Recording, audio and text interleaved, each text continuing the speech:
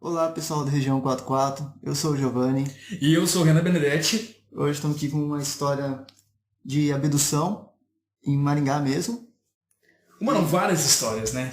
Bom, vou contar a principal aqui, porque eu acho que se for contar todas que eu pesquisei aqui, a outra já é Paranaguá, então não é Maringá, né? Já vai variar aqui a distância. E eu, você que fala pelo lado dos alienígenas.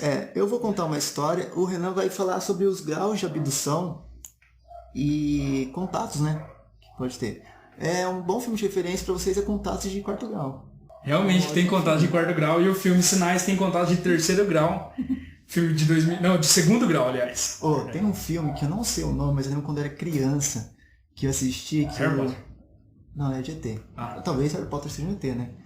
Que os caras abduziam um cara lá, o principal do filme, e mostrava ele sendo feito as operações lá de ET. Não sei qual é a intenção dos ETs lá com o cara. Mas era massa, eu tinha um medo daquele filme, eu assistia com pavor, porque era bem nojento o filme, tinha aquelas coisas de meleca. Eu acho que foi quando começou. Não era Independence Day? Não, Independence Day não. Independence Day tem o Will Smith. Não, esse era aquele. Eu lembro que eu demorei pra assistir o Independence Day porque eu tinha muito medo, cara. Depois que eu vi, eu falei, esse filme é um dos melhores que eu vi na vida. Então, esse aí é aquele filme feito no fundo de quintal, vamos dizer. Aquele filme com baixa produção, não tem tanto dinheiro envolvido. Independence Day já é uma mega produção. Você então... encontra várias na Deep Web. Filmes snuff. Pode ser morte. Mas é muito massa. Eu lembro desse filme que eu lembro que eu não assistia. E eu lembro que assistia com na mão. Bom, essa história, segundo o relato aqui, é verdadeira. Porém, eu acho que tem um tom muito fictício nela. Eu acho que talvez o cara teve alguma coisa assim, só que ele aumentou um pouquinho porque... pra ganhar ibope, né, do pessoal. Saindo Maringá Urgente. Maringá Urgente. Não sei se será que é de 1979. Será que tinha Maringá Urgente? 79, acho que não, cara. Acho que a porta tá aberta. Então, a história é a seguinte. Essa história é contada pelo Juscelino. Aqui só tá como Juscelino, ele não colocou o nome inteiro, acho por medo de alguma coisa, ou sei lá. Então, a história acontece numa sexta-feira 13. Ela já começa a ser fictícia aí, né? Eu já achei um ponto fictício aqui. Numa sexta-feira 13, em abril de 1979. Na época, foi uma Semana Santa. Bom, aconteceu o seguinte. Juscelino e o seu irmão moravam no Jardim Alvorada. A época do Jardim Alvorada, em Maringá, era muito mato e carreador, né? Essas coisas. Ele conta o seguinte. Ele era eletricista, né? Porque ele tinha 21 anos e o irmão dele tinha 13. Ele e seu irmão estavam voltando para casa, né? Deles. Isso era umas 11h30 da noite. Eles viram uma luz muito estranha. Tipo uma estrela e o irmão dele falando: nossa, olha aquela estrela estranha. Parece estar nos seguindo. E ele falou: é só uma estrela. O irmão dele começou a ficar mais desconfiado ainda. Porém, ele também ficou desconfiado daquela estrela perseguindo. Não parecia uma estrela comum que fica brilhando forte no céu. A estrela estava ficando um pouco mais próxima deles e ele só lembra de chegar perto de uma árvore, por causa que eles ficaram com medo da estrela, começaram a correr, ficaram perto de uma árvore e desmaiaram ali por volta das 11h30. E acordaram 1h30 da madrugada com dores no corpo e tanta dor que o irmão... De onde, Gil? Não fala aqui. Qual parte do corpo? Nas pernas, eles falam nas pernas. Ele e o irmão dele... Conseguia levantar e andar tranquilo. Não conseguia. Eles dois foram tipo quando você não, né? Quando você não bebe. Quando bebe muito e tem que carregar seu amigo bêbado. Enfim. Carreguei amigo bêbado. A primeira parte da história. Depois ele vai fazer uma sessão de hipnose.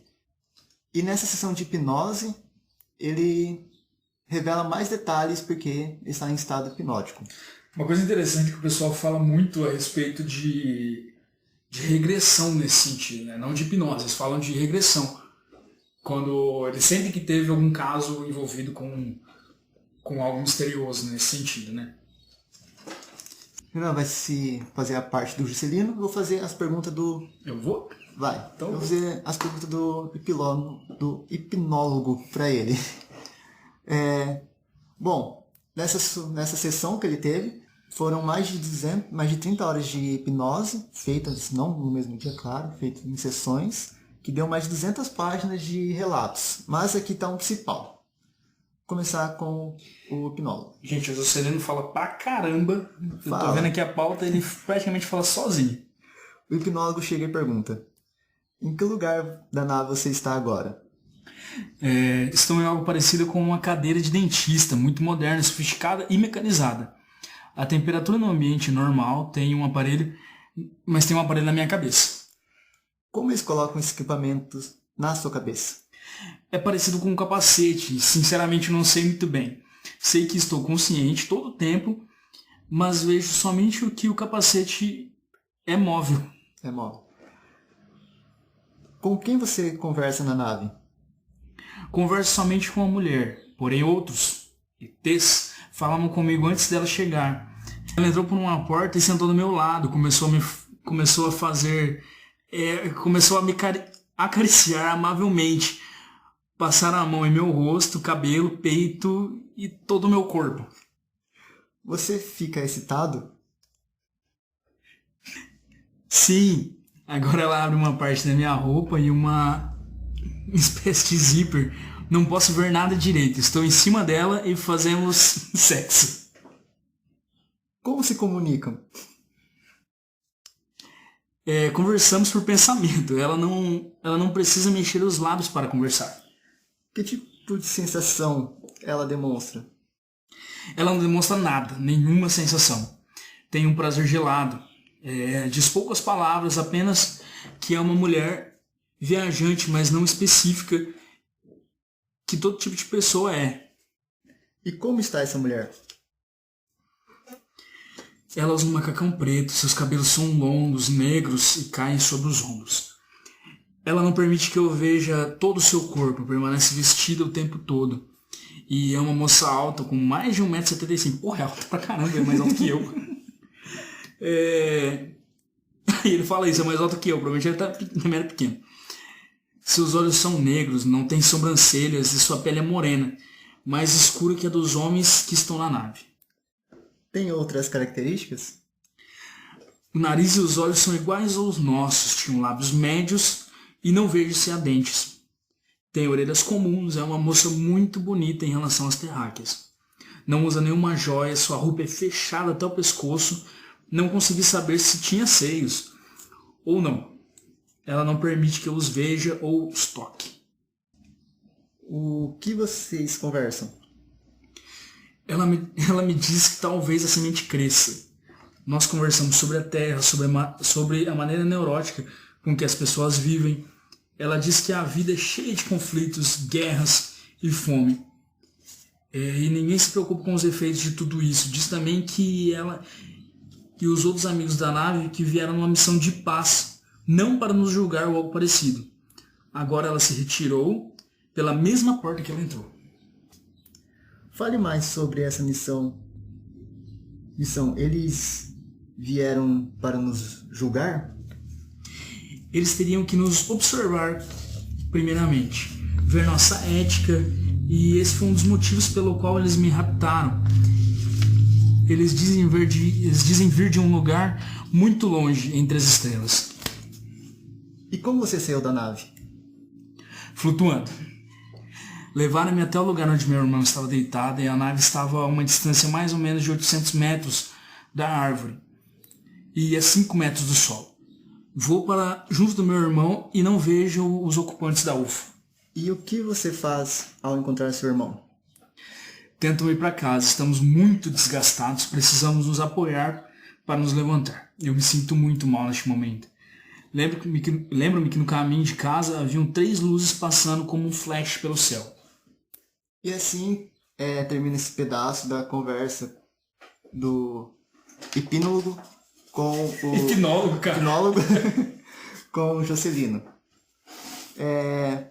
Renan, faça o seu adentro aí sobre os contatos de 4 de graus aí e como você acha que essa história vai se encaixar nesses contatos. Cara, primeiramente, essa história ele relata sobre os 5 graus. Ela pode se encaixar no modelo do 5º grau, que são conhecidos como os atos imediatos, né? Não, mas vamos começar, sim, quem não conhece, do primeiro, desde o primeiro do grau 0, né? O grau 0 ele pode ser considerado como os contatos realizados a grande distância, onde somente observa-se o OVNI. Tipo os vídeos do YouTube, por exemplo, que mostram as luzinhas se mexendo, alguma coisa assim no céu, mas tipo, extremamente distante. Por exemplo, há algumas semanas atrás a NASA liberou o vídeo de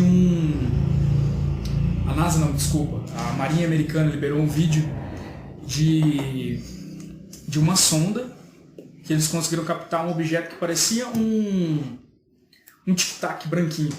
Só que ela se movia com uma extrema velocidade, se movia de uma maneira totalmente diferente do que era normal.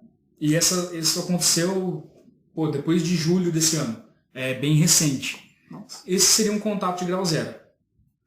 Muito interessante falar uma coisa recente, porque parece que depois que teve tecnologia, o pessoal, você até falou, agora você consegue filmar com alta resolução, agora você tem 4K, vamos parar. Agora deu bosta. Agora deu bosta.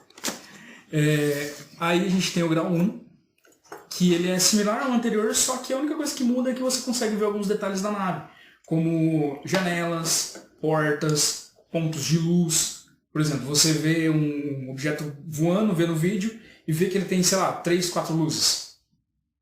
Beleza.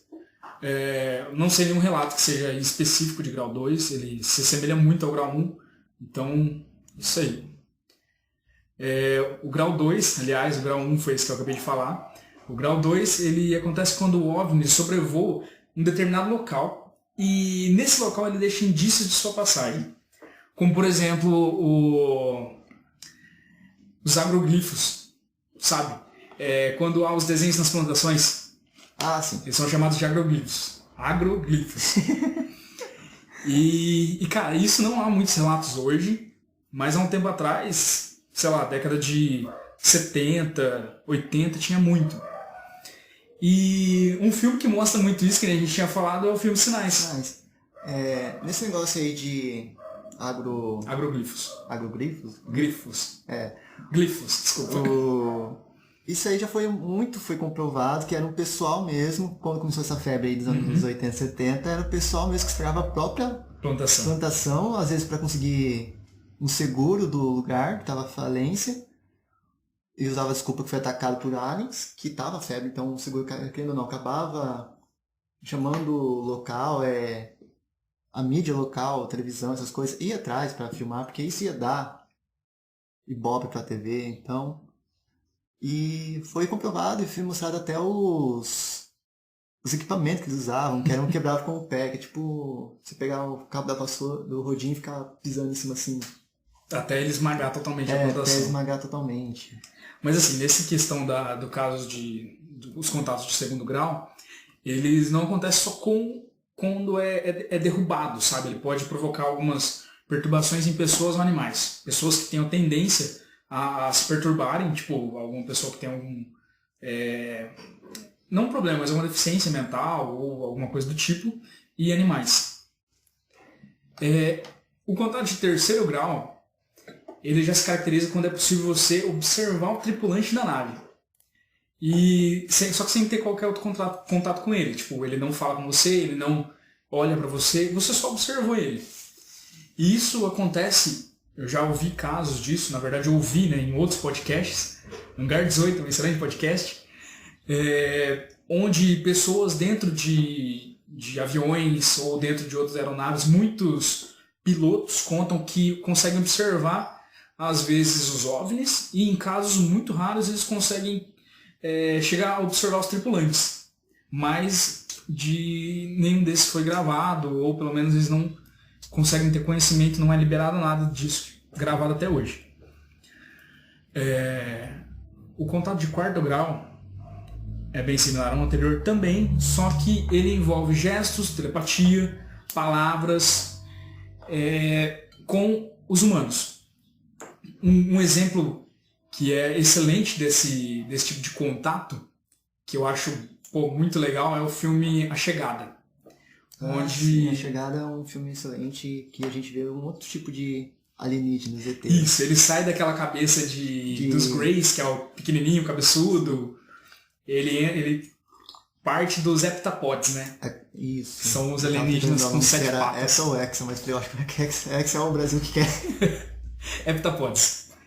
E no caso a comunicação deles... Só que assim, nesse filme, no caso, eles entram no quarto grau da abdução, no quinto grau da abdução, porque eles conseguem entrar dentro da nave, etc. Mas a maneira da comunicação dos heptapods eu achei muito interessante nesse filme, que é pela escrita, e a escrita deles ela é infinita. Você escreve, ela significa a mesma coisa que você escreveu hoje, em qualquer parte do tempo. Sim. É uma parte sensacional do filme, mas o contato de quarto grau mesmo fala quando você tem um contato com gestos, telepatias ou até mesmo palavras com seres de dentro dos OVNIs. E o quinto grau, que seria o último que eu encontrei, né, é onde as pessoas têm um contato muito mais próximo, que seria o caso da história que o Geo contou no começo, onde a pessoa entra dentro do OVNI de maneira consentida ou não. Quando ela não é consentida, é caracterizado como uma abdução. Estupro, vamos disso. É estupro. E aí eu coloquei alguns casos aqui, que são considerados casos de quinto grau ou imediato, que eu só vou estar dando uma passada por cima. Que, por exemplo, o caso Roosevelt, Novo México. O mais famoso que tem é esse aí. Esse é um dos mais famosos que tem. Tem filme, livro, até referência em desenhos, é esse aí. É mesmo? Você não sabia? Assiste Rick and Morty. Até, eu não assisto. E, cara, um dos casos mais loucos para se falar dos contatos de quinto grau é o exemplo de Varginha, em Minas Gerais, aqui no Brasil, o caso que ocorreu em 20 de janeiro de 1996, onde eles dizem que é o caso mais sensacionalista dos alienígenas, porque até a cidade virou um ponto turístico para quem queria falar de alienígenas, né? E ele fala de 3 irmãs que avistaram uma criatura bípede com cerca de 1,60 m de altura e uma cabeça enorme, um corpo esguio, magro, né? Se tivesse 1,70 m seria o Geo, só que eles têm pele escura e olhos vermelhos. No relato aqui ele fala que a história logo se espalhou com outras pessoas que passaram a relatar casos similares. O envolvimento dos militares foi cogitado supostamente para encobrir a captura desses extraterrestres, e parte do serviço de inteligência brasileira também entrou no meio para bloquear isso, para que não saia muita coisa na mídia, etc. E, bom, dos casos, acho que os mais importantes de quinto grau são esses. Então, enfim, Gil, esses são os 5 graus de abdução alienígena que eu tinha para falar. E foi uma pesquisa assim, super simples, mas a gente já conseguiu ter noção do que considerar. Então, se a gente acabar vendo, apenas defina qual é o seu grau de abdução. Bom, no caso do Juscelino, os ufólogos que analisaram ele, eles falaram que é um caso diferente, porque é uma coisa que foi feito, que é passar de família em família. Então, por exemplo, ele relata que a mãe dele também já teve contato. Ela teve com 9 anos e ele, no meio das sessões de hipnose, ele acabou falando que também teve um contato com 7 anos. O ufólogo que analisou a história falou que é uma coisa bem difícil ter um contato recorrente, assim. Recorrente, mais uma questão de família. Então é capaz da família dele, futuros filhos, netos, ainda ter alguma coisa. Porque a ideia desse ufólogo é o quê? Nessa linhagem de sangue do Juscelino, eles vão analisando por aí a evolução do ser humano, uma coisa assim, entendeu? Bom, Renan, algum mais relato? Cara, por mim, não. Não, então, terminamos aqui. Muito obrigado. E não use drogas.